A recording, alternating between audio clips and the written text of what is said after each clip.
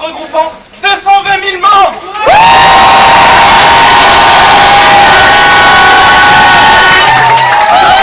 Pour la manifestation de jeudi, nous serons 300 000 en grève.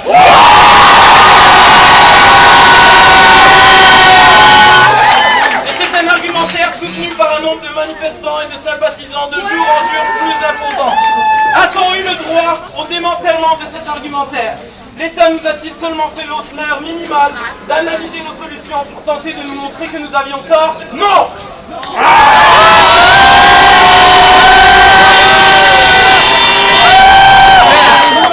La hausse tiendra, dit-il. La hausse tiendra parce que notre décision est prise. Je ne reconnais pas là la syntaxe d'un dialogue.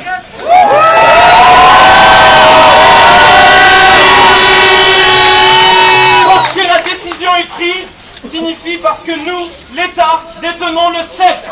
Ce n'est pas un débat d'idées, c'est un usage de la force.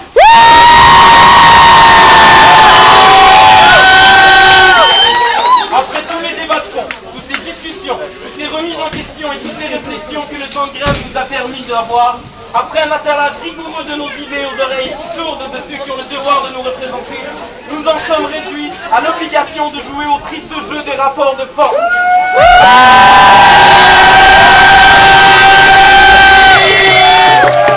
Sur ce terrain, Lynn Beauchamp et l'honorable Jean Charest ont usé de nombreux stratagèmes, plus sournois les uns que les autres. Ils ont tenté d'isoler le mouvement étudiant du reste de la classe moyenne, et même dernièrement de le personnifier dans la figure de Gabriel Nadeau-Dubois. Cela n'a pas fonctionné. Les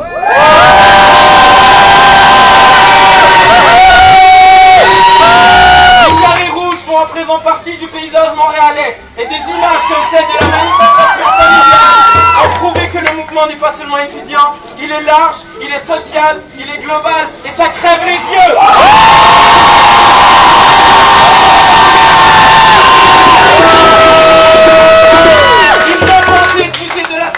Décourager les indignés en leur envoyant des soldats armés, blindés et dangereux, cela n'a pas fonctionné.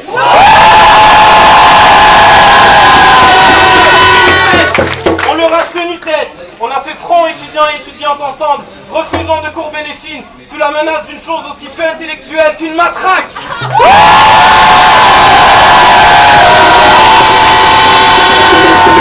Ils ont porté le mutisme et la ligne dure pour mettre notre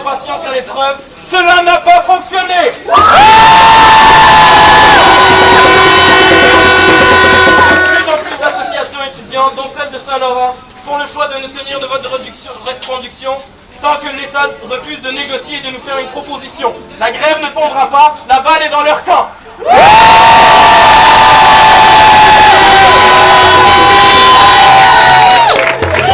Puisque le gouvernement refuse de s'ouvrir à ce que son peuple lui hurle aux oreilles, nous l'ouvrirons de force. Nous lui montrerons qu'il ne peut pas nuire impunément à la santé de notre démocratie.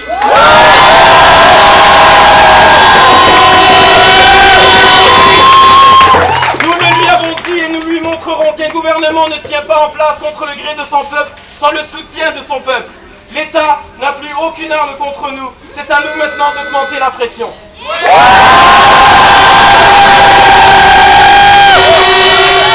Montrons-lui que s'il continue à faire fi de nous, nous pourrons paralyser ses infrastructures, chambouler son économie, faire avorter ses projets, perturber son organisation, rendre son monde imprévisible.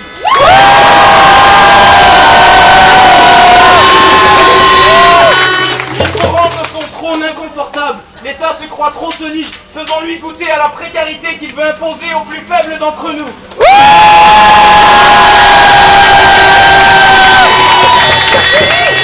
Nous sommes venus ici lui donner un avant-goût de la précarité.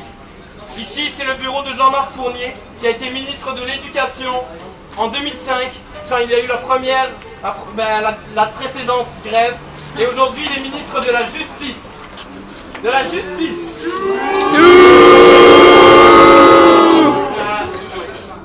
Aujourd'hui comme hier, nous le faisons. Et demain, s'il le faut, nous le ferons encore. Aujourd'hui comme hier, nous crions plus fort pour que personne ne nous ignore. Crions!